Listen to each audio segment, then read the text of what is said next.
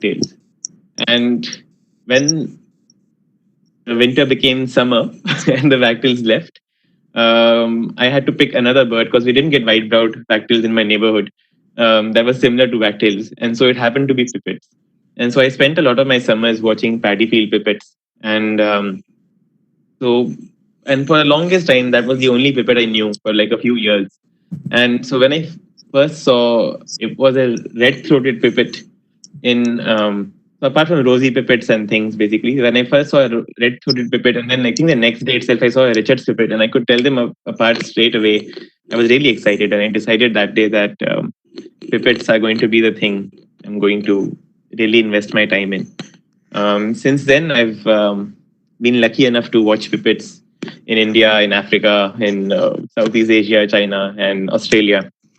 So yeah, they're really cool looking group of birds. Pretty boring to a non-birder, but a truly birder's bird kind of bird. Um, so can everybody see the screen now? Is a full screen? Yes, yes, yes, yes. Yeah. Okay. Cool. So basically, I'll go through all the pipits in India in this presentation, but try and focus on the difficult groups as much as possible, right? So the first thing you look at when you see a pipit, and the first confusing aspect of when you see a brown bird with streaks on the back and the breast, the first thing you have to pretty much make out, whether it takes you half a second or a few minutes, is whether it's a lark or a pipit. I've given an example here of an oriental skylark, which is probably the lark most likely to be confused for a pipit. There's oriental skylark and Eurasian skylarks. Both of them are fairly slender, large birds with longish tails and slender bills. But larks in general, when I at least go out in the field, the first thing I look for is just the general movement of the bird. So larks are insectivorous, but they also feed on seeds and grasses and things. In fact, I've seen larks also pluck at small berries and fruits on the ground. And pipits are entirely insectivorous. So the way they move around in the field is very different. You see larks and they behave kind of like grazing animals. When they're very slow, they're very stout. They take their time pecking on the ground, while pipits, you'll notice they run from one spot to another. I've got a video to illustrate the same. So, okay.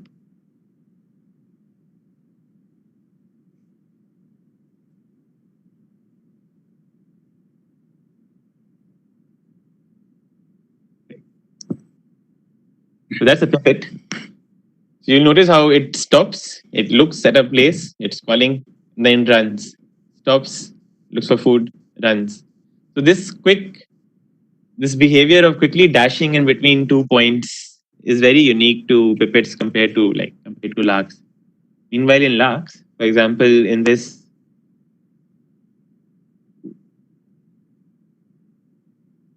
with this short-toed lark, you can see how they feed really slowly compared to the pipits.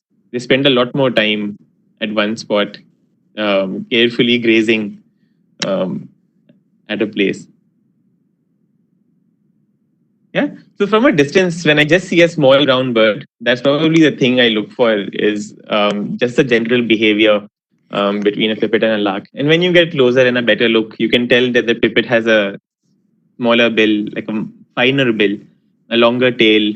It's generally more slender, more graceful looking as compared to larks, which are generally fatter and have thick bills, shorter tails. And while some larks are brown and brown like this, generally brown and streaky like this, most larks that have other features also. So crested larks have the crest. A lot of larks, like the rufous-tailed larks, just have completely different colors, ashy-crowned sparrow larks, horn larks, and things like that. So there's a few differences.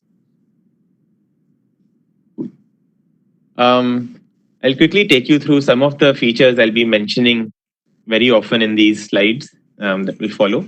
Not all of them are useful, but this is just for, in case you're not familiar with some of the terminology used for things.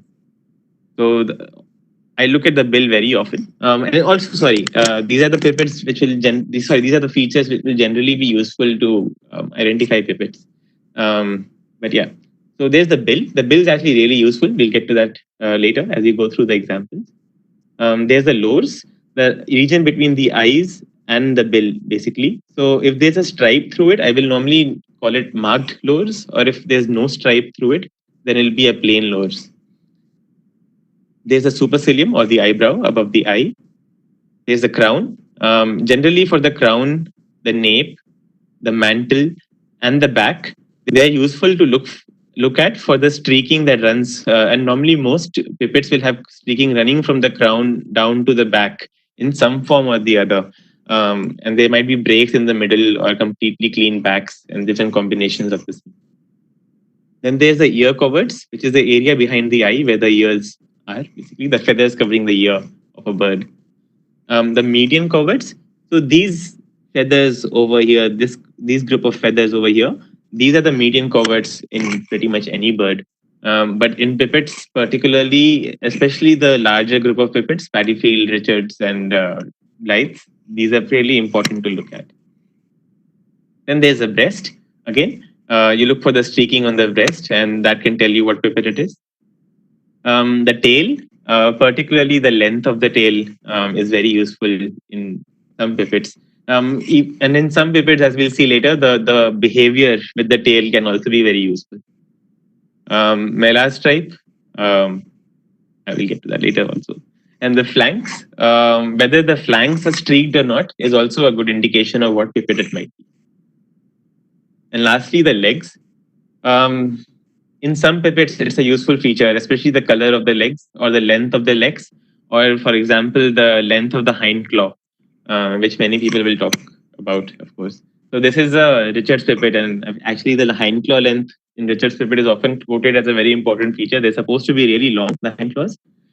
This pipit actually has fairly short hind claws for most Richards pipits on this shorter extreme. So generally saying hind claws is something I don't look at in the field because they're very hard to actually judge in the field, or unless you have the bird in the hand or something. And most importantly, you look at the overall structure, which I think is a good habit for most birders to sort of start looking at the overall gist of the bird, the general shape or the structure of the bird.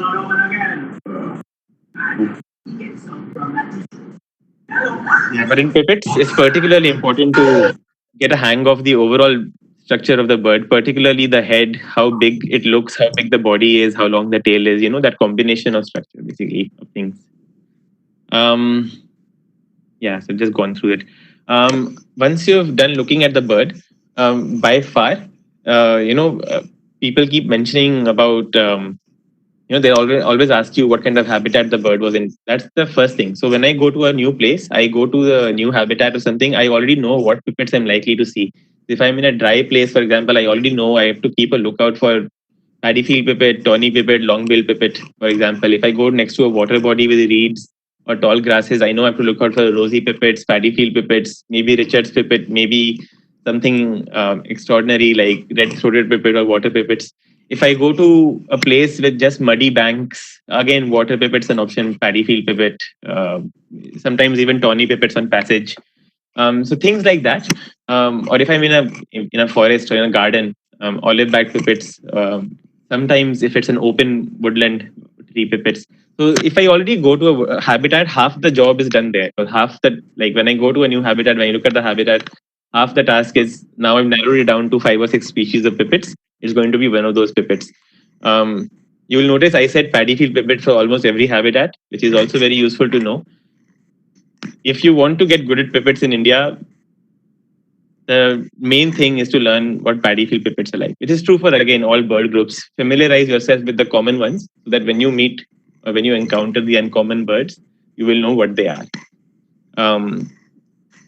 The other very diagnostic feature, very few pipits. There are some pipits which have somewhat diagnostic features, but it's normally a combination of features that make a pipit ID sort of justifiable. I always call it's a game of probabilities. So sometimes when 60% of the features match paddyfield, 40% match Richards, the likelihood is that it's paddyfield. And So it's a combination of all these features that, to me at least, makes an ID for a bird. But one thing that's very important is the call, and that can often be diagnostic, especially if you have narrowed down to like a group of 4 or 5 pipits. So you go to a habitat. Very often, pipits, because of the way they are, they're hard to see. Very often, you will flush a pipit, you'll hear a call, and that experience of going to a habitat, seeing 4 or 5 species, expecting 4 or 5 species, and then flushing a pipit and hearing it call, can directly eliminate most of your options. And very often, for me, that's when I know what pipit I'm seeing. I don't even go into all of the other physical features. Then I can appreciate the physical features when I know what species it is, and then I look at the bird and I have an idea of what I'm looking for. So now you have figured out that it's a pipit and not a lark. The next job is to sort of, you can divide the pipits into 2 groups, large pipits and small pipits. And that's not just because of the size, but actually large pipits and small pipits sit, on a genetic tree. They're actually in different clades.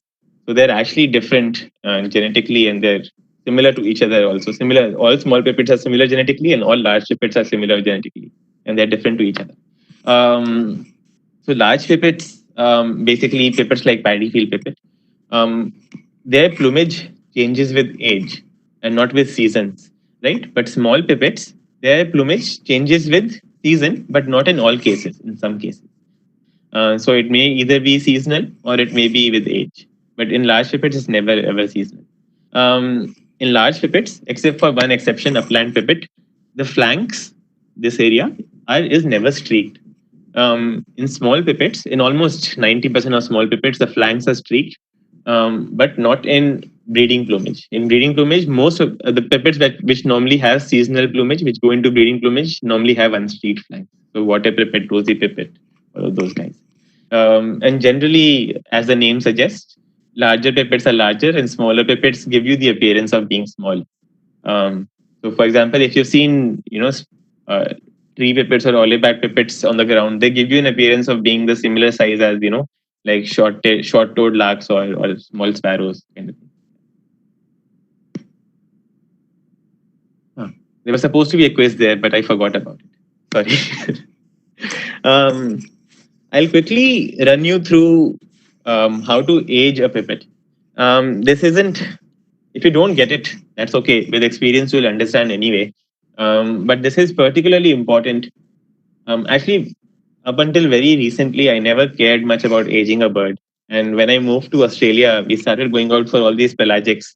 And I realized half the job is often trying to figure out in what season, what plumage to expect.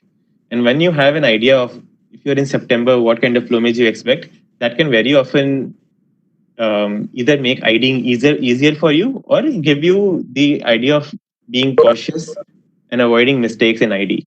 So if you know what season you're in and what plumage to expect, that can often be very useful. So this is why aging, I think, is very important to learn, especially if you want to get serious about IDing pipits or any other difficult bird group. So very quickly, I'll take you through paddy field pipits because these are our resident pipits and the ones we are likely to see breeding in all plumages as they age, from small young birds like this to an adult bird like that. So paddy field pipits, when they're younger, are always very scaled. You see, it almost looks like that oriental skylark we looked at earlier. So heavily scaled, strong streaking through the crown, down the mantle, onto the back. And this is pretty important because paddy field pipits, depending on where you are in India, can be breeding as early as March, even late Feb at times. But like I've seen them singing and being on a nest in mid-March, early Marchish kind of time. And I've also seen them on a nest in late August. And this is all at the same place, for example, in Manipal. And so they have a really long breeding season. And so even this plumage, this heavily streaked plumage, often overlaps with the first Blythe's pipits or the first Richard's pipits that come to India in the winter. But this plumage essentially is of a recently fledged bird. And so is only possible pretty much in our country for paddy field pipit. So if you see a bird which is this heavily scaled, almost like a lark above, then it's likely to be a paddy field pipit. right? As it grows out, and it grows out of these feathers very quickly. This is the kind of bird you expect in autumn or the first winter as it approaches winter. And this is again a paddy field pipit. Um, One good indication of a young bird are this yellow gape, this fleshy gape, but it's not always useful, and it's very important. I've seen again older birds with sorry older birds with a fleshy gape, and I don't know why some birds have it, some birds retain it, and some birds just seem to lose it altogether. But in the first winter, paddy field pipits, again, very important to note, you notice these median coverts, they get these white edges to them. And this gives them an appearance of having a wing bar. And this plumage normally is retained all through up until the end of winter. So this wing bar, especially in younger birds, can be very conspicuous. And I'll tell you why it's an issue. Because Blythe's pipits, you often look for those white edges to the median coverts.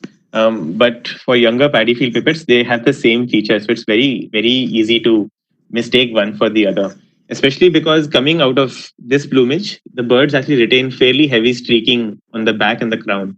Although, if you look at it carefully, it's not actually streaking as much as just wearing out of of feathers, and it appears more like mottling as compared to streaking.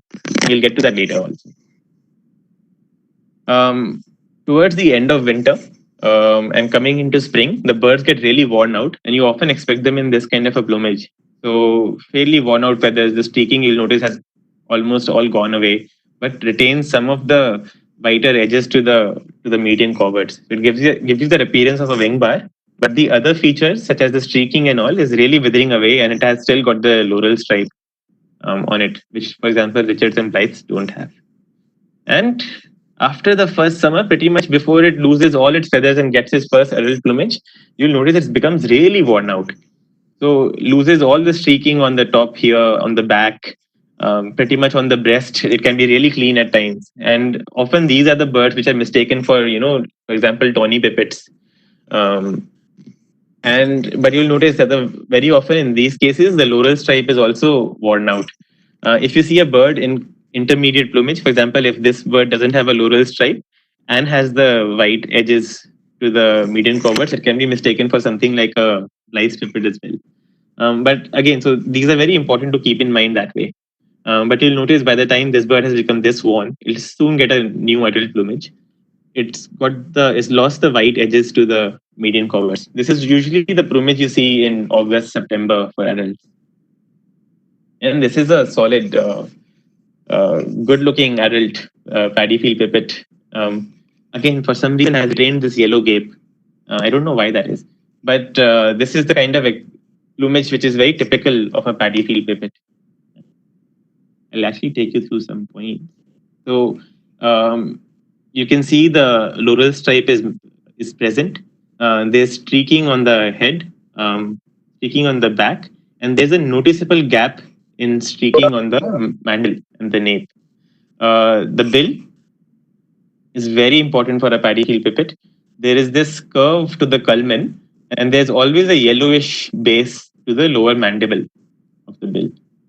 And overall, if you look at a paddy field pipit, you'll notice that the head, it appears it's a very well proportioned bird. Like the head's appropriate of an appropriate size.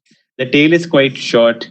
It just looks like a very well built bird. And I think maybe my idea of a well built bird is a paddy field pipit because that's my default reference.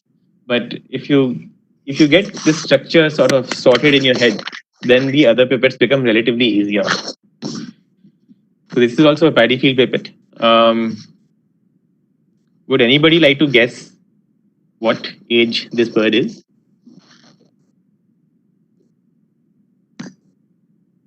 You can type in the chat box.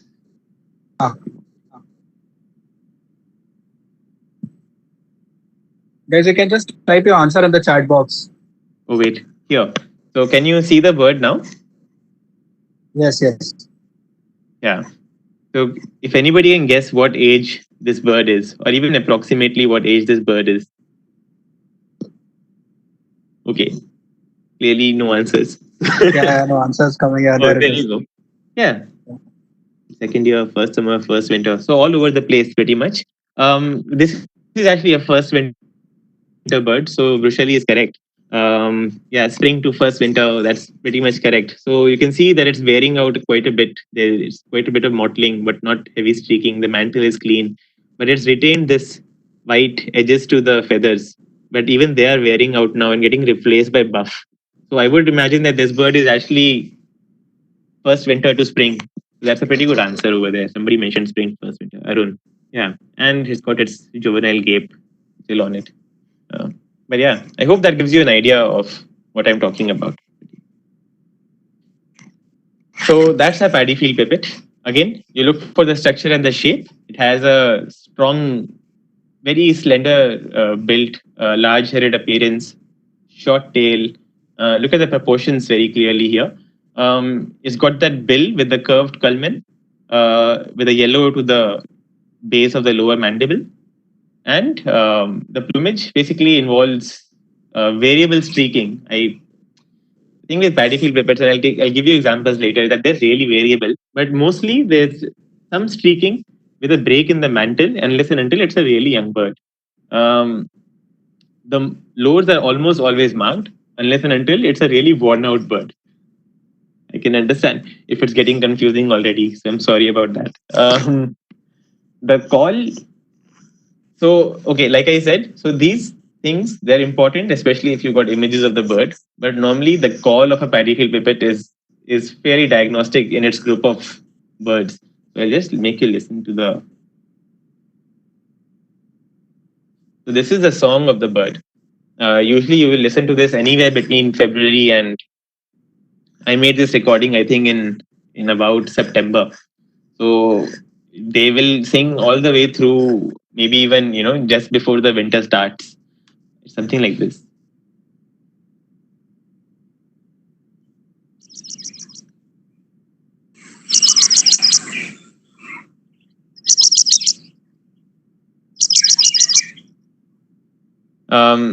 Could everybody hear that? Yes, Amit. Yeah. Okay. So that is, for example, delivered in a short song flight. It's very interesting to watch a paddy field. I didn't realize somebody would mistake it, but recently I was with a group of birders when I was visiting India in February for a short visit, and there was actually a pipit in song flight, and everybody noted it down as an Oriental skylark. And it's ridiculous because it's not their fault. But the song itself is distinctive, very different to an Oriental skylark. But the way it flies, it actually goes above the ground and starts hovering with a fluttering, like a fluttering wing flight,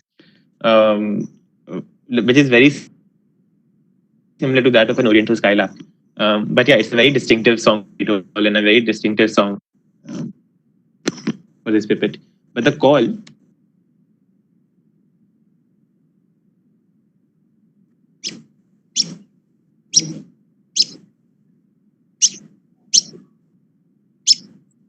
So this is a typical call of a paddy field pipit, like just a chip, chip, chip. Sometimes there's two calls, like a chip, chip, chip, chip. And if you're familiar with the call of a white wagtail, it can actually sound a bit similar to that, but it's a bit harsher. But this chip, chip, chip, chip, chip, chip is fairly unique to a paddy field pipit in the sense that any of these other pipits, Richards, Blythes, and Tawny, some of them can make similar calls, but not as consistently as a paddy field pipit does. Because that's pretty much the paddy field pipit's entire repertoire involves combinations of chips. Sometimes it's chip chip, sometimes it's chip, sometimes it's chip choop. That kind of a sound. Not much to note on the behavior. We saw a video of a paddy field pipit earlier. Habitat also, paddy field pipits, except for heavily wooded areas, they can be found pretty much anywhere, even in open woodlands sometimes, although very rarely. But apart from that, really dry places, even high up in the sholas of the Western Ghats, in marshland, in wetlands, in paddy fields, in your regular construction sites, sometime, next to a grassland or something, you'll find paddy field happily hunting around. Right. We'll come to the next pipit. Now this is a Richards pipit. Now, straight away, when you look at it in comparison to the, so this is, I have cheated here because I've taken a very good looking individual, but hopefully it will illustrate the differences really well. So when you straight away look at it next to a paddy field pipit, you will notice it's a much larger bird. And it almost reminds you of a thrush when you see it, in just the bulk of it. But in the field, it appears just like a pipit. So almost like a small thrush, but gives you the feel of a pipit. And you notice the first thing I normally see, again, apart from the call and the habitat for the Richard's pipit, which I'll get to later, is the sheer size of it. And the long tail, the really big belly, and because of this very big body, it appears to have a small head compared to in proportional to the rest of its body compared to, let's say, a paddy field pipit. The bill, the bill in literature they say is bigger than that of a paddy field pipit, which is true if you measure it in hand. But in the field, actually, to me, the bill always appears to be a similar size or a bit smaller than that of a paddy field pipit. And again, this is going by proportions, not by actual measurements. Similarly, the claw length is actually proportionally very similar to that of the paddy field pipit. Only in the hand, when you're measuring these birds, you realize the hind claw is much longer. But what I look for is the long tail, the big pot-bellied look, and the small head. And this combination of to make this, this big body overall, this combination of three things makes the structure look pretty different to that of a paddy field pipit. I'll quickly take you to the first slide. So you see all these birds on the wire. They're all actually Richard's pipits. It's a big flock of Richard's pipits, except for these white-browed wagtails and a green beater here. And even for these birds on the wire, you can actually tell this long tail, small head, big bellied kind of look. So this is how usually I would see these birds in the field. But if you're familiar with the structure, you'll realize this structure is very, unique in pipits to a Richard's pipit. And so even with views like this, you should be able to tell if you're familiar with the structure that these are actually Richard's pipits.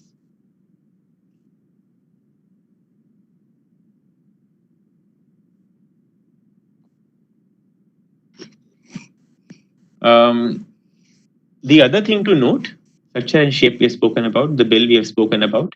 So the Richard's pipit compared to a paddy field pipit almost always has pale lores. There are cases of Richard's pipits where there's a fine line running, which looks like it has marked lores. But basically, if you see it from the side, a Richard's pipit will almost always have pale lores. It will give you this impression of the supercilium starting behind the eye as opposed to in front of the eye. So in this case, it looks like the supercilium starting here. And in a Richard's pipit, it looks like the supercilium is starting here. That's also the case in Blythe's pipit, so it's not a diagnostic feature. This is a really worn out bird, but even in this bird, you can see that the streaking here is running through the back, through the mantle, all the way to the back. But this is a really worn out bird, so it's not a really good feature. One thing to look at if you get a good photo of a Richard's pipit is the median coverts. So the median coverts in Richard's pipits, they're really pointy compared to that of the, well, not paddy field pipit, but compared to Blythe's pipits. We'll get to that later as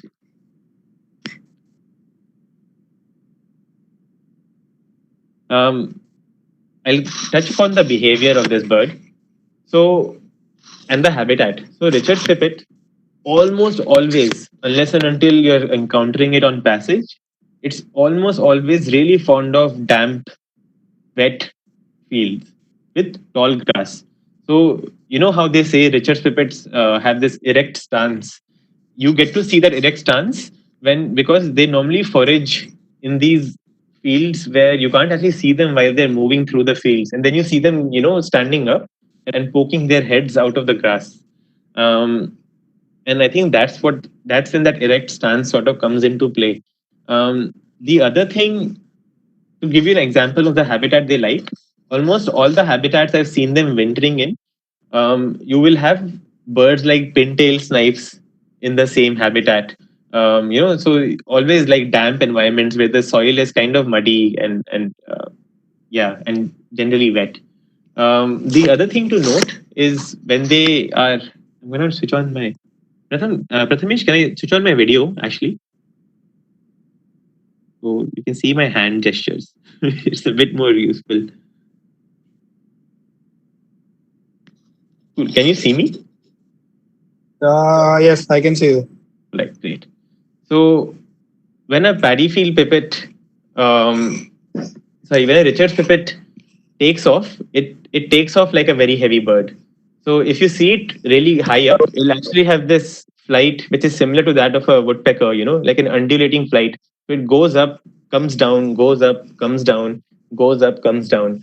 And very often, if you flush them, they don't actually go really high up at all. They'll remain fairly low, have that undulating flight, and they drop into the grass again. And when they drop into the grass, just before they drop into the grass, I don't know why, but like about a second before they drop into the grass, they stop in the air. It's kind of like a hover.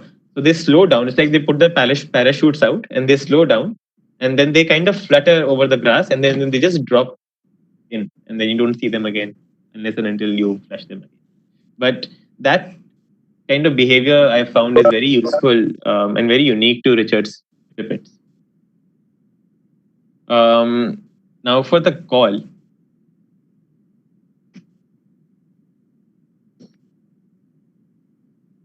So Richard's pipets have this.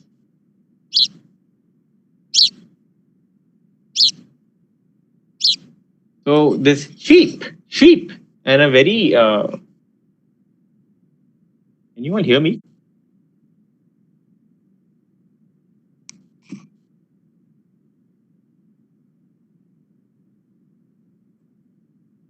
Can everybody hear me? Okay, cool. So Richard's pipet has. Yeah. So the Richard's pipet has this very harsh sheep kind of call. And if you've to me, it sounds very similar to let's say something like a house sparrow or a citrine wagtail, and if you're familiar with those calls, it's kind of like that. It's very different to the chup chup calls of a paddy field pipet. Okay, I'll quickly give you some examples of paddy field pipets and Richards pipets together. So on a wire here, there's a paddy field pipet here, and there's a Richards pipet here, and you can see straight away the size difference. The longer tail, the smaller head compared to the bigger head. I mean, the head sizes here are very similar, but proportionally, the bigger head of a paddy field pipet, proportionally smaller head of a Richards pipet. The pale lores you can kind of make out, but even in this case, this paddy field pipet also has pale lores. This must be early in the autumn, and the hind claw length in this case, this pipet has massive hind claws, and easily you can tell that it's a Richards pipet compared to this poor little paddy field pipet. But here's another photograph, and here's a Richards pipet at the back, and here's a paddy field pipet in the front. And in this case, the proportions appear more similar, but you can still see it's a much bigger bird. It's like a big version of a paddy field pipet. And again, like, I don't want to make it sound very simple because they were the same species for the longest time. But especially when you see them side by side, you can notice the bigness of a Richards pipet. So the long tail with the big broad tail over here, and I like this particular photo because it shows how that hind claw over here is actually the same length as a paddy field pipet. So there's a lot of overlap altogether. But again, you can see there's a fine laurel stripe on the paddy field pipet, very distinct. Not so much on a Richards pipet. Again, like I said earlier, they say that Richards pipet has a bigger bill, but in this case, it actually looks like the paddy field pipet has a bigger bill. Measurements, I'm sure, will prove that either it's an overlap or it's slightly bigger, but proportionally, the bill difference is something that's not very useful in the field. One last example of the birds on the ground. So that's the Richards pipet at the back. It's quite far back behind the paddy field pipet. And you will notice here it's got that erect, proud stance, and the longer tail. It's a much bigger bird than actually a paddy field pipet. So generally speaking, again, I say this plenty of times. Just if you're lucky and you familiarize yourself with the paddy field pipet really well, you will actually know that a Richards pipet's a bigger bird. and it gives you that impression as well. But I would never suggest you base your ID on that. It's just one of the clues to it being a Richards pipet. Cool. Now we are down to the third of the group. Any questions so far? No, I didn't think. You'll ask everybody to ask the questions at the end. Cool. I'm gonna stop my video also. Yes. All right. So the last pipet in this group, in this really confusing group, is the Blythe pipet. And the Blythe pipet it's my favorite pipet because it's the most beautiful pipet. And I think when you look at it, and actually if you ask anybody who's looked at it, one of the things when you first see it in the field is that the Blythe pipet either gives you the impression of being a paddy field pipet or sometimes even a smaller pipet, like a tree pipet or something. And I don't know why that is, but maybe I've always wondered, maybe it's because the undertail coverts really stretch out in the Blythe pipet, or the tail isn't as floppy. But it looks like sometimes in the field, especially when it's perched on a wire or something, it gives you the feeling of a small pipet. Very often Blythe pipets, when they're flushed, they will also sit on trees and bushes, so it doesn't help. But yeah, they're the same size as a paddy field pipet, maybe slightly larger. But the things I find very useful straight away is that their bill is generally much darker. It's a much finer bill. It doesn't have that curved culmen, the way as strongly as a paddy field and a Richards pipet does. Very distinctly clear lowers, very plain lowers. And unlike a Richards pipet, which often has marked lowers, even if slightly, Blythe pipet almost always has nothing on the lowers. So the supercilium starting behind the eye, that feeling of the supercilium starting behind the eye is even stronger. Blythe pipets, unless and until very worn out, are very heavily streaked. You can't see it very well in this bird, but I'll show you. Have a look at these birds. So you'll notice that the streaking goes all the way from the crown on the mantle down to the back. And because, again, they're not truly much paler than Paddy Field or Richards, but they are paler and the streaks are stronger. So when I actually look at a Blythe pipet, it always gives me the impression of having very strong streaks. And that's because the contrasts are just so strong in a Blythe pipet. The other thing to note, and this is where aging a bird becomes very useful, is Blythe pipets always show these wing bars on the median coverts. Again, this is a slightly worn out bird, so probably around February, March is when I took this photo. But in this case, you can see the white fringes to the median coverts, and these, unless and until you're dealing with juvenile paddy field pipets or maybe even juvenile Richards pipets, are a pretty good giveaway that it's a Blythe pipet.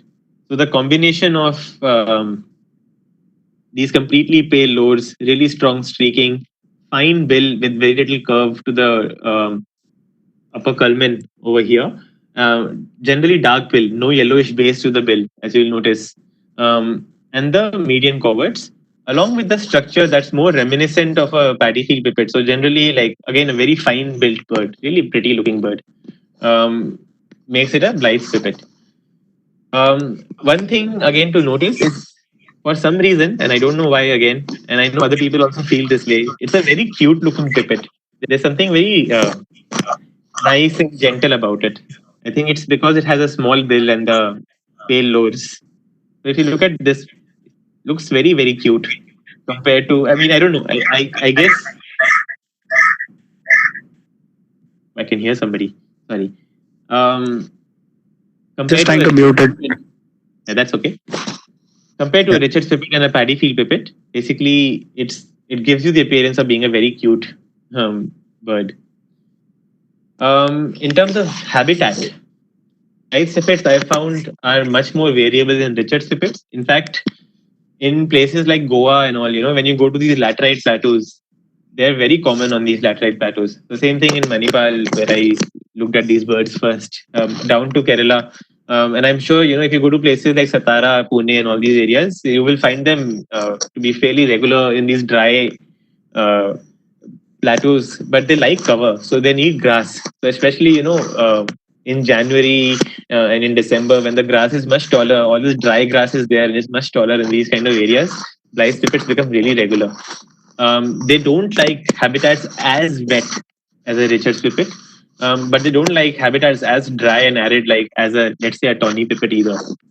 Although those ranges of those habitats often overlap for those birds. But Blyth pipits, in my experience, not too wet, not too dry, somewhere in the middle, and generally likes cover. So even dried paddy fields and things like that are good habitats for Blyth pipits. In terms of behavior, there's nothing that is very different about a Blyth pipit compared to a paddy field pipit, except Blyth pipit likes a bit more cover. But something I noticed, especially in habitats, where there's small rocks or small bunds next to fields, Blyth pipits often run up to the top of these bunds and rocks, and then they'll watch from on top of these places. So instead of making themselves erect like a Richard's pipits, they'll often go up to these sort of vantage points, take a break from feeding, go up to these vantage points, have a look around, and then go back to feeding again. Again, I'm not sure how useful that is, but it's something I found to be fairly consistent across multiple habitats and multiple individuals of life. I'll quickly go to the call.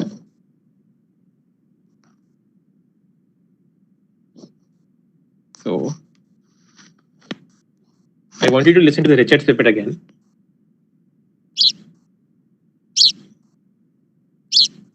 So that's the Richard's pipit. This is the Blyth pipit.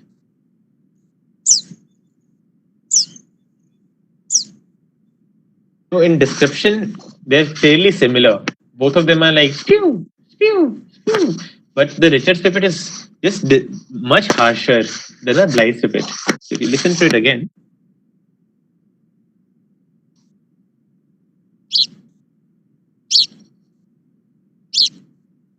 and Blyth pipit.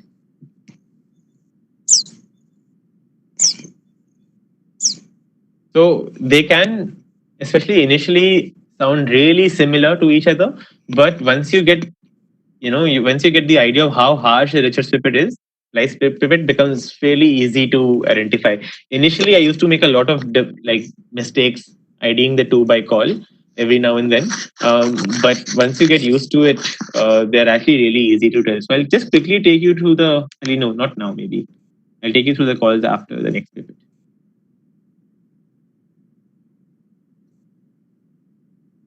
So Blyth pipit again. So this is if you want to take a screenshot or something.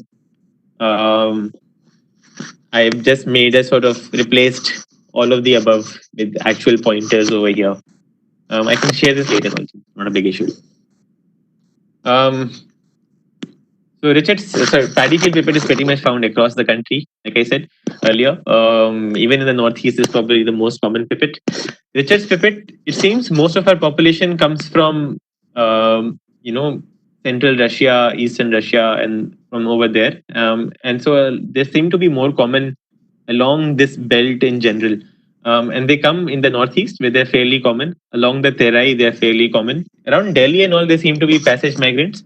But I found them to be fairly regular all along the western coast of India. And so this is one of the strongholds, I believe, for this species in the wintering zone for India.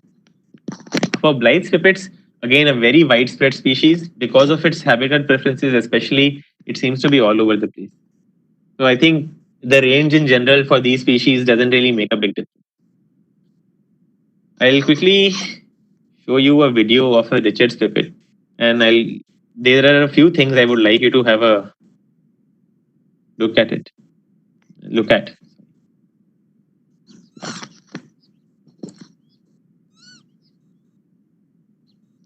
That's actually a Eurasian marsh harrier calling in the background. So don't get confused.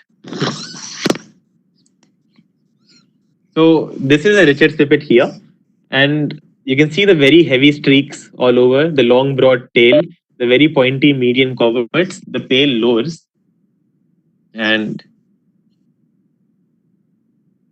yeah. And so you can obviously hear I start this again. That harsh sparrow-like sound. I particularly like this a lot. So now, if you notice in this bird, when it looks away from you, the lores are pale. When it looks at you, the lores are pale again. Okay, and when it looks at you, you can start seeing little laurel stripe emerging. Similarly, on this bird, looks away from you, the lores are pale. And again, note the streaking down the mantle all the way through. Really nice looking bird. The lores are pale. Then it looks at you, lores finely marked, not much over there. When it looks, sorry, so looks away from you, lores are pale. Side profile, lores are finely marked, could be pale. And then it looks at you, and the lores become marked. So it's very, very important if you're going to be using lores as a pointer in the field, make sure that the only true way of judging lores is from a side profile. When the bird is looking away from you, whether it's Paddyfield, Richards, or Blythes, the lores are always pale. When it's looking at you, Richards, Paddyfield, Blythes, the lores are always marked. But it's only when the bird is in its side profile that you can truly understand that the lores are pale. See again in here, lores are pale, pale, pale. And then looks at you, suddenly the lores are marked. So it's a very, very many people sort of fall into this trap of believing that these are pale lores or marked lores, but the bird's not in the side profile, so that feature is completely useless. Cool. That was the reason for that video.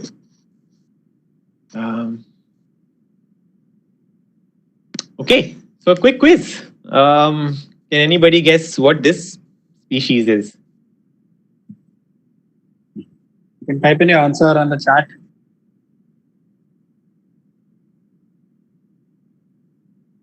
We'll wait for like 5 or 6 answers and then I'll just give you the answer anyway. And if you give like quick reasons also, they'll be very useful. Even if it's 1 or 2 pointers, like a main pointer or something. So far we have got Paddyfield, we've got one Richards Pipit. Ooh, lots of Richards Pipit. So okay, actually I'm glad everybody's noticed the long tail. Everybody's noticed the long tail. That's pretty good because that's one of the reasons this bird is so confusing. It's actually a very molting tail of a Paddyfield Pipit. So this is a Paddyfield Pipit. So those of you who guessed a Paddyfield Pipit, good job. Those of you who guessed Richards, also good job because you at least looked at the pointers for the Richards. This is a very worn out. Actually, I should have given you the date of the of the image also. So this was taken in August. It's a fairly worn out Paddyfield Pipit, as you can see, it's kind of just losing all its feathers. But the easy pointers here are there's the marked lores over here. These are not pale lores. And actually, I would have thought this is a large-headed appearance, but that obviously depends from person to person. But that's a good point. Next time onwards, I'll give you a date also. Make it useful. Sorry. Okay, another one. Can you guess what this is? So this one is a Paddyfield Pipit, by the way. Yeah. So can anybody guess what this is? This is a photo taken in November in Northeast. I mean, not in the Northeast, but just across the Northeast, across the border. Any guesses? No. Wait for the blind second.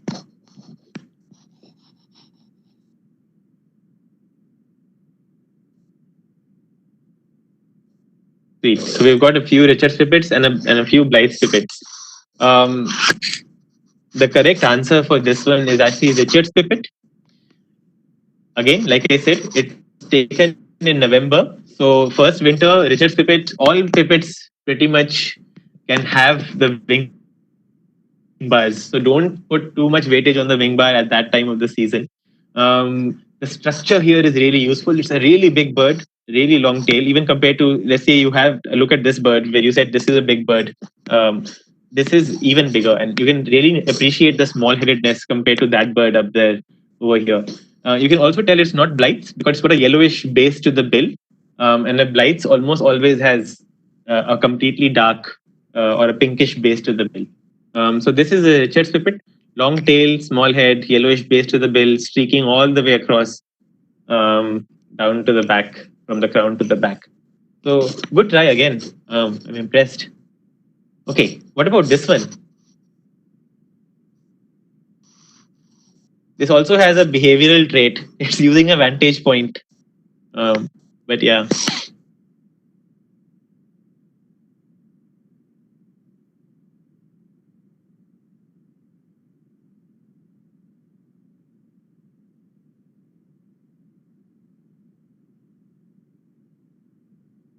Super. So everybody's got it right. This is a Blythe pipit. Again, pale lores. I should have again mentioned the date. This is actually a bird. The photo was taken in March or maybe late Feb. So it's kind of wearing out, but the wing bar is still fairly prominent. They're streaking all the way through the mantle to the back. The proportions overall are very much more like Paddyfield pipit. So short tail, fairly distinct, like not a very small head, not a very big body. But yes, so Blythe pipit is perfectly correct. I'm going to quickly show you. I earlier mentioned shape of the wing coverts, and I completely forgot about it. I'm going to quickly draw what I meant by the shape of the median coverts.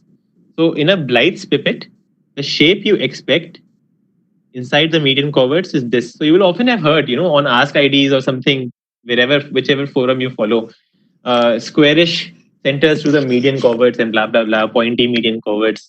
So what they actually mean? So all median coverts are technically pointy because they all have this little point at the tip. But what it actually means is, so in a Blythe's pipit, the better color. It's actually like this. So these are the squarish shapes to the median covert. So you can see that here also like that.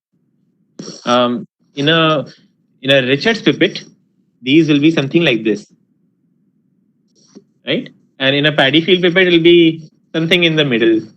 So it could be anything. It can be very squarish, can be very pointy. So in a Paddyfield pipit, I don't really bother looking at this as a feature. But in a Blythe pipit, it's this. In a Richards pipit, it's this. So it can be useful if you get a good look at the median cover. Okay, next bird. Can anybody guess what this is?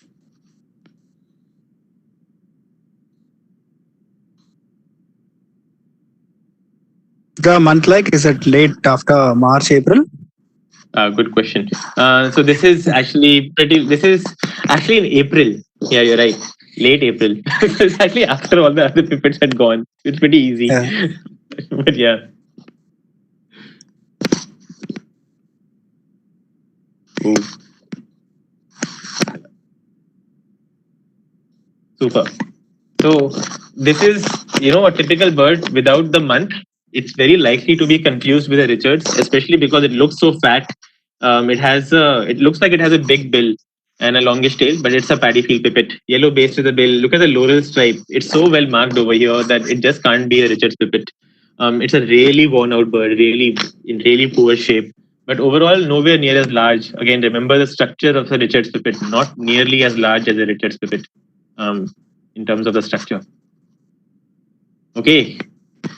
Another interesting bird. This is not part of the quiz actually, so I'll just tell you. This bird, I think now it's a Paddyfield pipit, but I actually don't know what it is. It was taken in Hyderabad in November. And at that time, I think everybody thought it was a Richards pipit, but I'm just not sure. So there's always some birds that just I can't make sense of. It's a big bird with a longish tail, yellow base to the bill. At least from this angle, clean lores, but the lores might actually be marked because the bird's looking away from us slightly. You can't actually see the streaking here. I can't tell if it's streaked or not. But this photo was sent to me, and I still haven't figured out what this bird actually is. I think it's a Paddyfield pipit, but it looks so large, I'm not entirely sure. Can anybody guess this bird?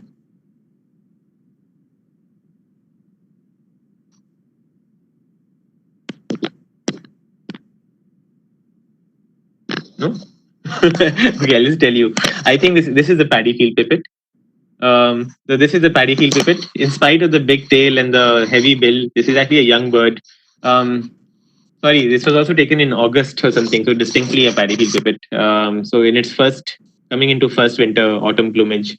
But again, marked lores. Again, look at how well those lores are marked, and that just won't be the case in Richards pipits. So this is a Paddyfield pipit. But again, worth noting how the overall structure looks like it could be a Richards pipit, and I completely appreciate how how difficult these birds can be. Last question, actually. Can anybody guess what this pipit is?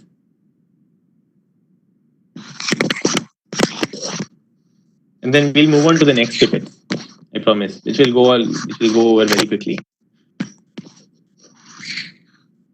Again, the month? This is, I think, in November or late October, maybe. This was taken near Delhi. Ooh, lots of lights. So the lures are clearly marked, but very, yes. So Ramesh has got it right. It's none of the above. And I love this bird. I love this photograph also. So this is actually a tawny pipit. And the lures are marked. I can see why you can call it a Blythe. The bill is dark. The bill shape is nothing like a Richards or a Paddyfield. It's well streaked all over the place. It's got white edges to the median coverts. So it can look a lot like a Blythe. It can also look like a Richards because it has a really long tail. Again, well streaked. There's still a curve to the culmen somewhat, but has marked lures.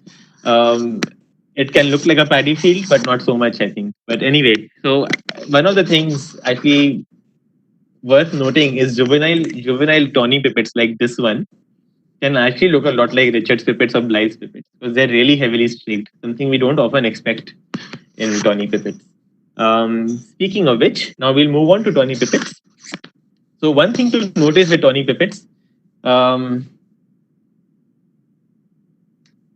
is their structure and their shape. So something that hits you straight away. Oh, by the way, Clara guessed tawny, so congrats to you. Is the structure and the shape. Something, before you look at the plumage of the bird, you look at the structure and the shape of the bird. If you're familiar with wagtails, tawny pipit is a lot like wagtails. Not only in that it has a longer tail and generally appears to have a more shorter neck and generally looks very horizontal. So it looks a lot more like wagtails in their stance. Has a more horizontal look to them. And actually sometimes when they're walking, you will actually see the tail bobbing a little bit. Nothing like wagtails, a little bit. But overall, once you get a good look, you will notice the completely clean. Other adults are easy to tell because they have a clean breast, clean upper parts, a very distinctive dark lores, enough relatively darker bill with none of the yellowish base like a Paddyfield or Richards pipit. It can be completely dark. It can be somewhat dark, and it's usually doesn't have the curve at the tip of the culmen like a Paddyfield or a Richards either. So this is a good example. One thing to note is, I think in juvenile birds, one easy way to tell that it's a tawny is they often have rufous tinge to the ear coverts, something we'll see elsewhere. I'm not really sure if that's a feature of all tawny pipits. I think it's an age-related feature.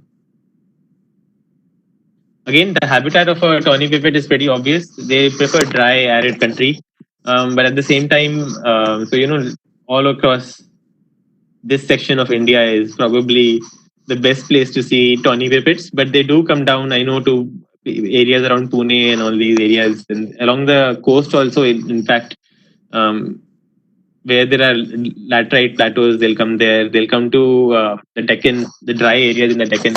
So fairly widespread, but this is by far the hotspot for like tawny pipits. A few more birds. Again, clean breast, clean back, distinctive laurel stripe, fine and straight bill, and the longish tail. Again, note the very wagtail-like stance compared to other pipits. Quick question: can anybody guess what this pipit is?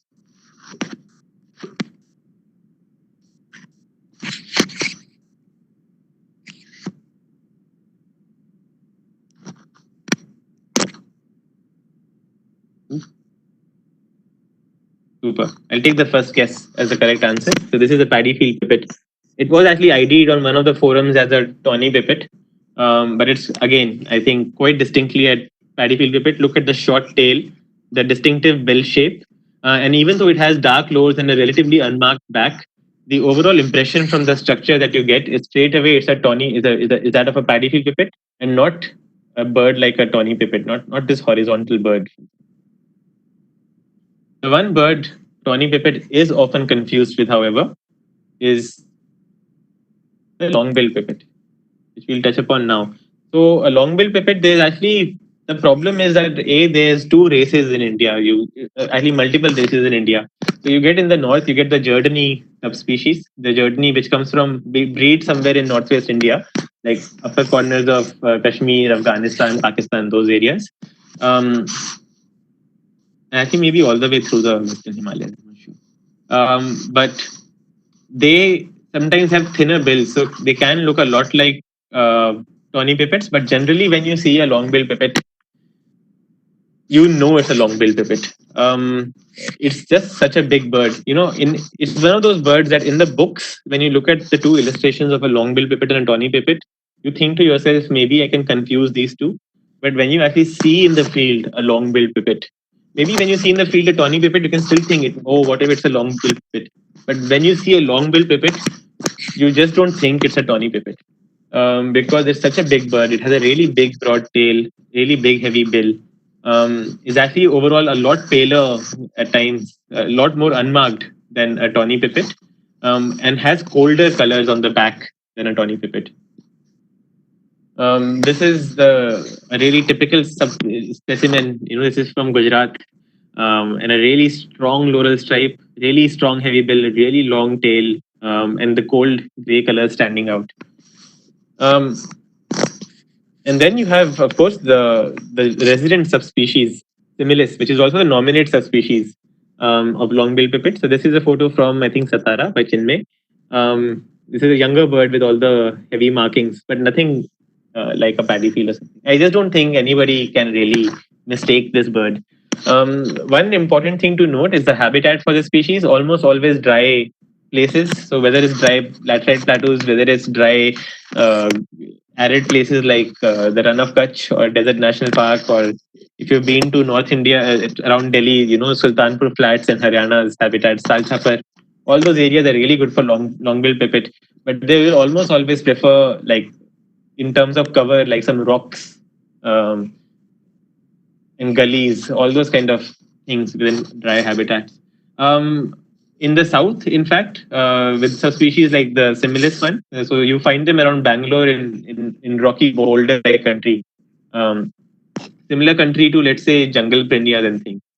And there's another subspecies which is found over here called a Travancorensis. It's found in the sholas of Kerala, the shola grasslands.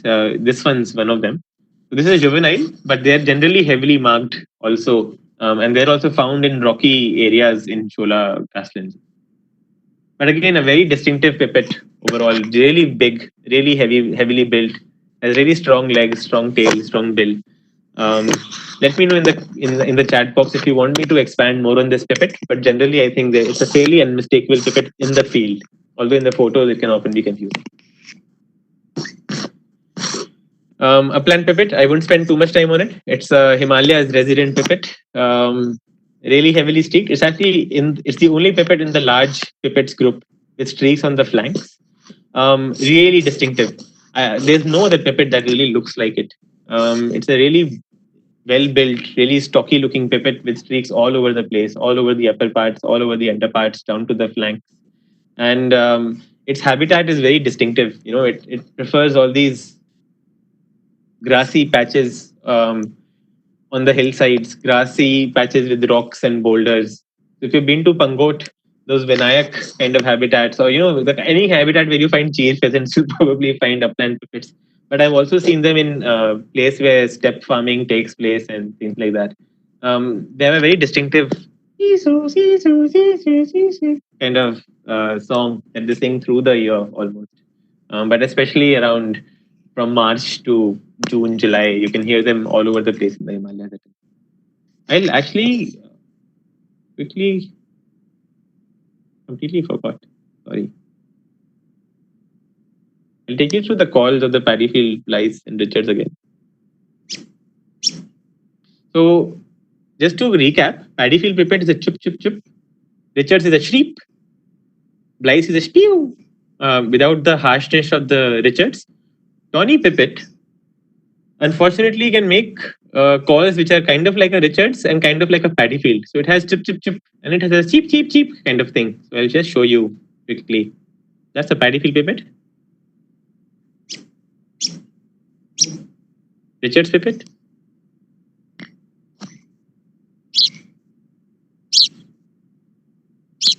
lice pipit.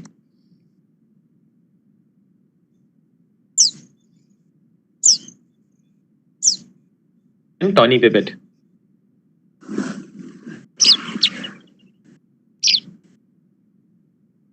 So that shoop and then chip and then shoop. Those all of those calls belong to tawny pipit, but again distinctive enough. But they can superficially sound a lot like paddy field riches lice. Again, spend some time on Zeno Canto or something, and you'll notice the differences.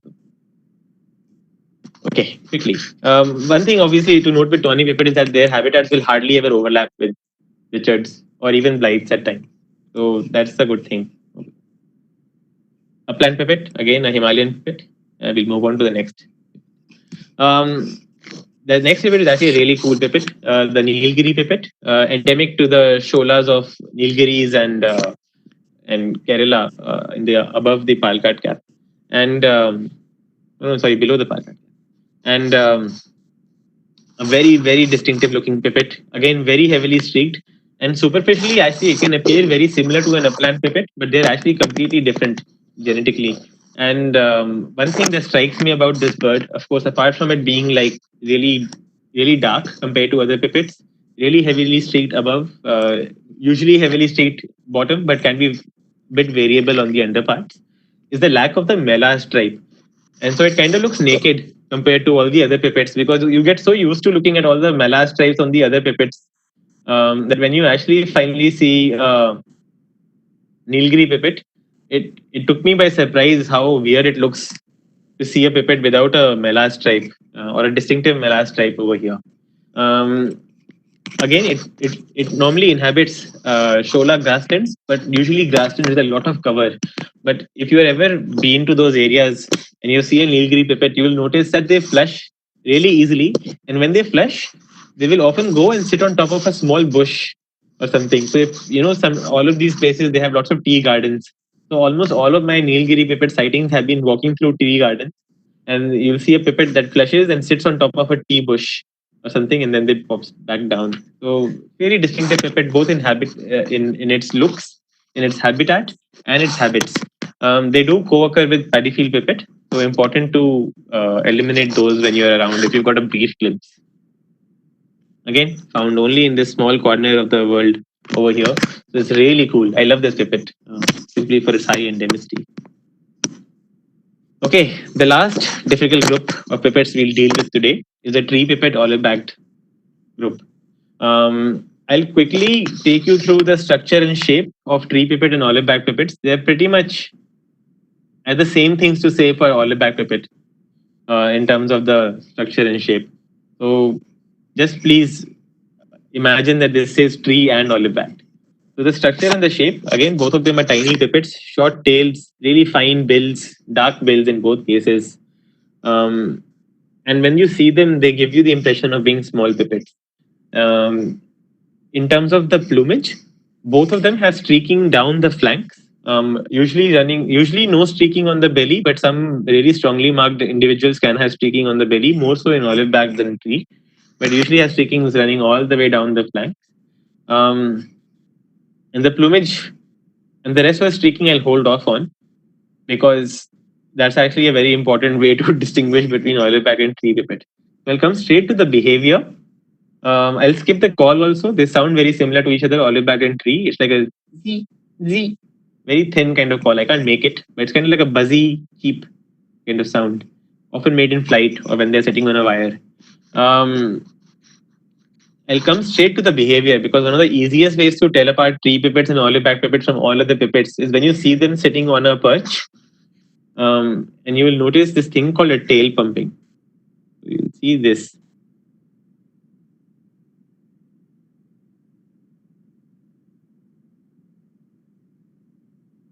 That's an olive back pipit actually. But can you see the tail that is pumping? So this pumping of the tail is actually very unique to tree pipits and olive back pipits. And even from a distance, you'll see these birds sitting somewhere and their tails are going bobbing up and down, bobbing up and down. And you know straight away that if you're looking at either olive back pipits or tree pipits. So that tail pumping is a very easy way of telling them apart from a distance.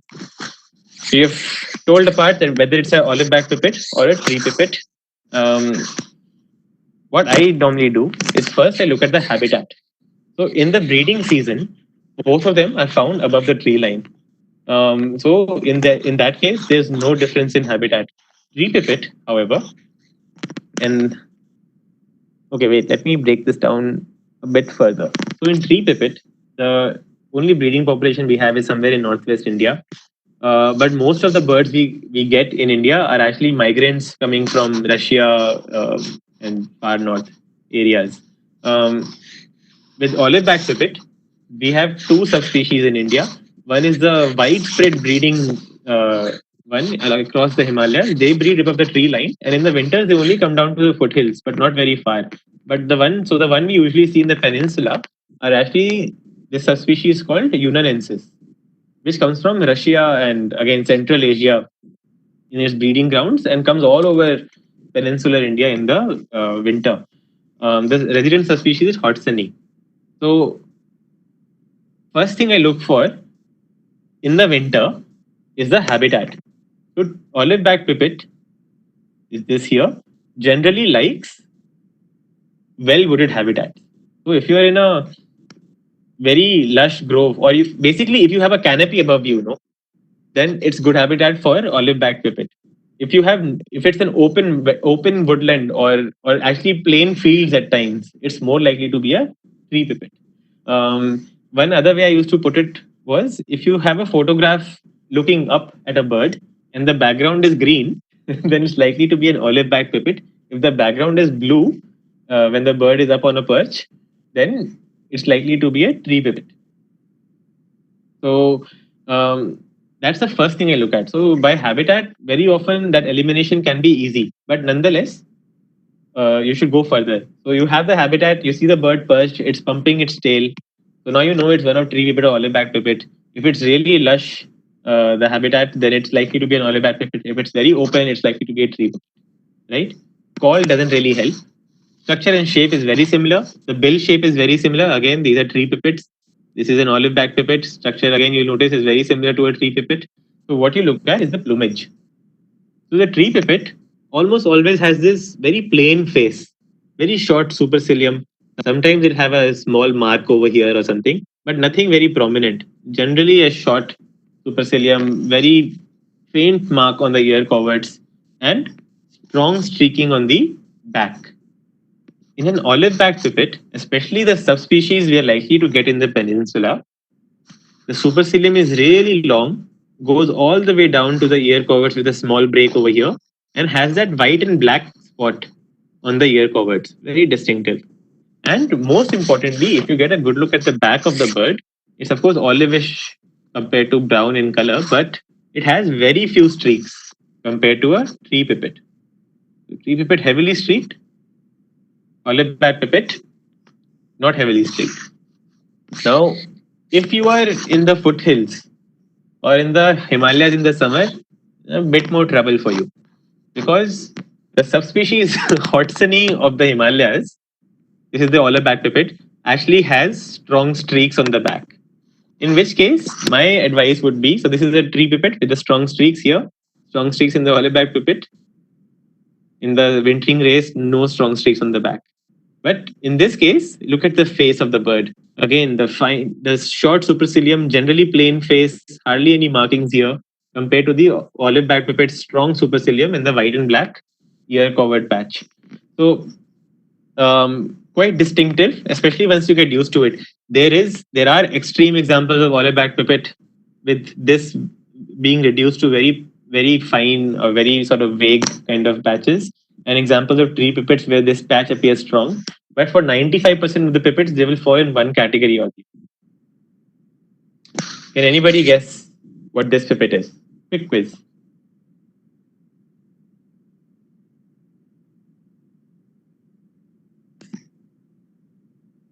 Anyone?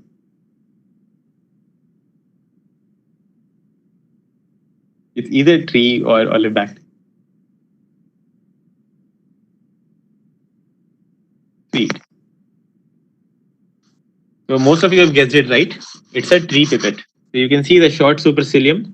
There is no black spot over here. Not easy to tell if it's well streaked or not. But generally the face should be a dead giveaway. If you want another giveaway, look at the open habitat. It's clearly like some open field, and it's likely to be the habitat for tree pipits. Can anybody guess what this pipit is?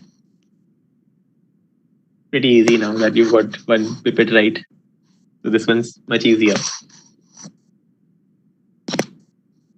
Perfect. So this is a distinctive olive back. Again, the face is a dead giveaway.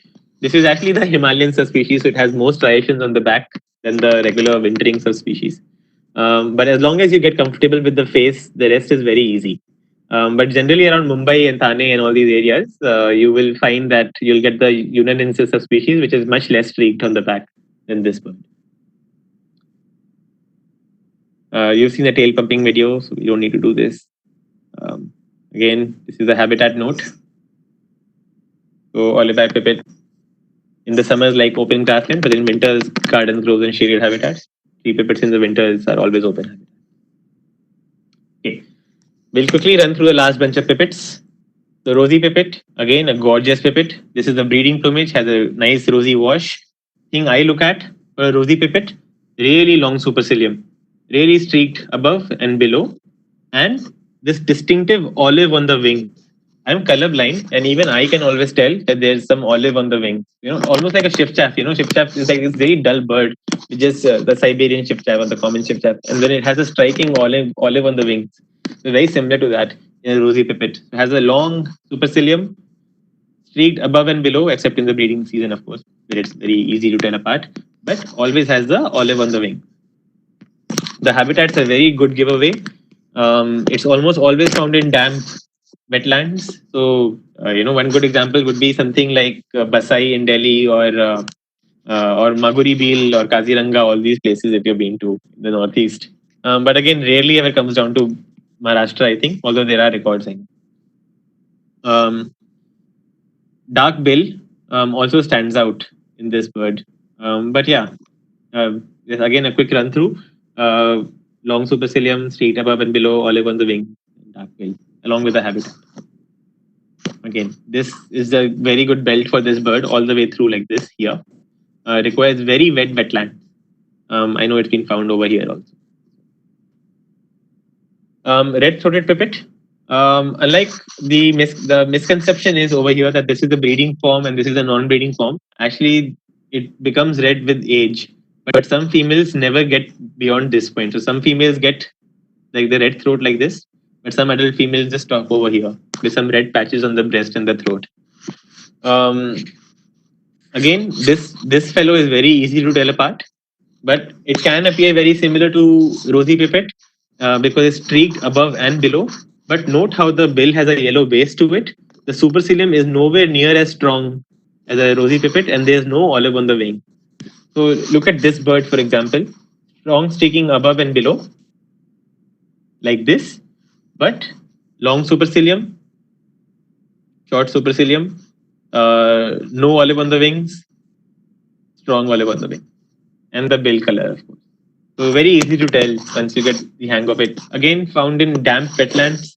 The only regular place where you find them in India is pretty much Andaman and Nicobars, but they have been found in Delhi, around Bombay, Gujarat, Kerala, Bangalore. So they're very widespread. So you can expect them anywhere, but generally much rarer in India. The next pipit I'll come to is the buff-bellied pipit. Again, they breed somewhere in far eastern Russia, the population we get. So very few of them actually reach India. The one that gets to India, the most regular site is probably the Pong Dam ones. And they're probably likely to be regular in the northeast also. But the things I look for are, again, now imagine the common pipit, rosy pipit, right? Strong streaks below, right? Especially this really strong necklace, which actually stays even in the breeding plumage. So this really strong malar region, but completely plain back. So that alone, this combination of really strong streaking below and the completely plain back alone should remove all other contenders for this, which compete against this pipit in the right habitat. If you want anything else, the pale lores, short supercilium, yeah, that's about it. But it's a very distinctive pipit just because of this combination of the streaking above and below. This is pretty much the only regular site somewhere here in Himachal Pradesh. But I know there were records. I think Ame had a record from Maguri Beal. Then there's a water pipit. One thing people often tell, I've noticed, is black bill and black legs, which is a good pointer. But note that there are specimens like this one, which has a yellow base to the bill. The easiest way to tell them apart is, I think, it has long streaking, but very vague and very fine streaking above, and very vague and very fine streaking below. So both places very vague streaking, generally palish lores, and the dark bill and dark legs. Again, found in wet habitats. It has a very distinctive call, like pink, pink, pink. I think it was considered to be a rare bird in India for the longest time. I actually think it's not that rare. They become really regular again. Pong, Harike, Delhi area. I was surprised at how common they were in Desert National Park at that Nepsi place. They're likely to be much more widespread than we think they are. But yeah, I've quickly prepared this little table that I can share later if you want. But I find the back streaking, breast streaking to be very diagnostic for most of these birds. For rosy pipit and red-throated pipit, I just look at the olive on the wings, which I haven't mentioned here. Olive on the wings and the bill, it's the supercilium strength.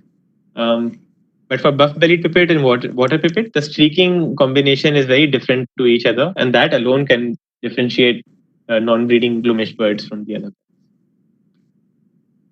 Okay, so that's the last of the pipits. We'll go through a quick quiz at the end of this now. Can you guess what this bird is? This is the last set of species. But yeah, quick quiz. What is this species? Let's put our answers in the comments, in the chat, please. Ooh. I'll quickly point out that the streaks are running down to the flanks. They're streaking even till here. Maybe you want to focus on small pipits instead of larger pipits.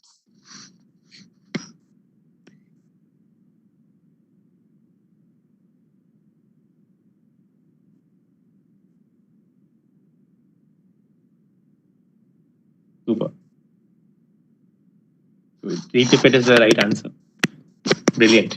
Okay. I think you guys have figured it out. So again, flanks, streaking running to the flanks, streaking on the back. Clearly a smallish pipit, has those, short tail and fine bill. And the small supercilium with nothing else on the face should pretty much confirm it as a tree pipit. Any guess for this one? I'll help you out here. No streaking on the flanks. So clearly a large pipit. If you want more help, this was taken in South India in March. Good guesses. So, we have Tawny, Paddy, Blythe, Richards. So the full spectrum of pipits. So this is not a Richards pipit. Simply, it's just not large enough to be a Richards pipit. Tawny pipit, it can't be. It doesn't have the strong eye stripe, which a tawny pipit will always have. The marked lores. Blythe, good guess actually. But you can see that the median covert, there's actually basically no white on the median coverts. This is a paddy field pipit with a very worn out paddy field pipit. So it has those pale lores and everything. But look at the overall structure: the big head, short tail. So paddy field Blythes are the two good options, and Blythes, the contrasts are just wrong for Blythe. This one, I think the second last.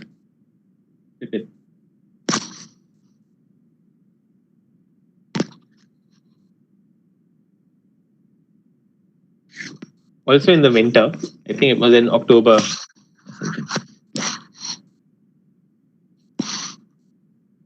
Super. So very easy one. Distinctive tawny pipit. Well done, all of you.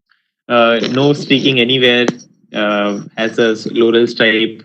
Fine dark bill. Has that horizontal shape, horizontal stance that it holds on. And last one is this one.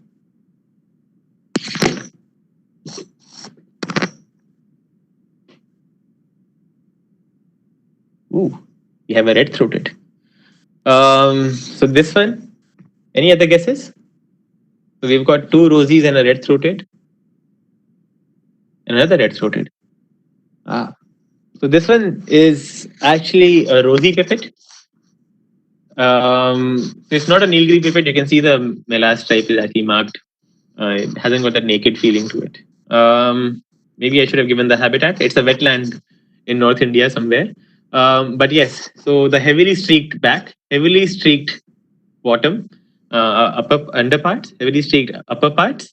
Look at the long supercilium that a red-throated pipit will never show. So red-throated supercilium will end somewhere here, but in a rosy pipit, it goes all the way to the ear coverts, behind the ear coverts. And look at the olive on the wing. So this is a very distinctive rosy pipit. The first two guesses were perfect. Is it a juvenile, Ramit? I think it could be an adult, could be a younger bird in its first winter, but I don't see any signs of it being a juvenile in particular. No white fringes to the median coverts, and none of the yellowish, fleshy base to the bill. Okay. I think it's either I think it's an adult basically. Yeah. Okay. But this is a pretty typical looking rosy pipit in the non-breeding image. Cool.